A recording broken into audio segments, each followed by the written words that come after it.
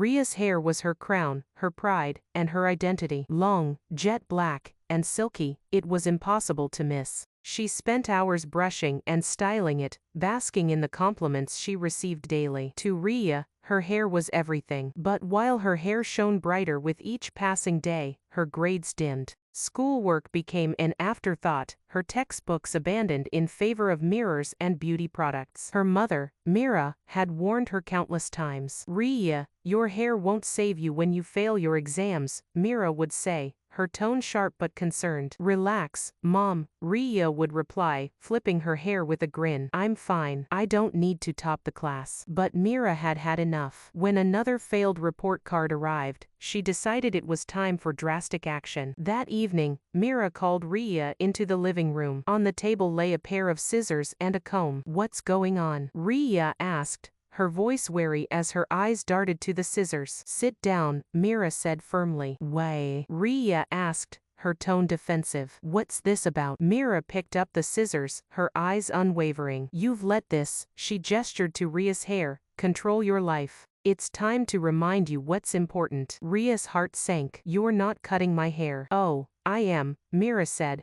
her voice steely. "Your hair has become your weakness, and I won't let it ruin your future." "Mom, please," Riya cried, backing away. "I'll study, I promise. Just don't touch my hair." But Meera didn't waver. She grabbed Riya's arm and made her sit in front of the mirror. Despite Riya's tearful pleas, Meera began cutting. The first snip echoed in the silence. A long strand of glossy black hair fell to the floor. Riya let out a sob, clutching the remaining locks in her hands. "Stop. Please stop," she begged, but Meera continued, her expression firm. "You'll thank me for this someday," Meera said, snipping steadily. More strands fell around Riya, creating a dark halo on the floor. When Meera was finished, Riya's once glorious hair was reduced to a jagged bob. Meera handed her a mirror. "Look at yourself. This is a new beginning." Riya snatched the mirror and stared at her reflection, her lips trembling. Tears streamed down her face. "I hate you," she screamed before running to her room and slamming the door. Inside, Riya collapsed onto her bed, clutching the strands of hair she had gathered from the floor.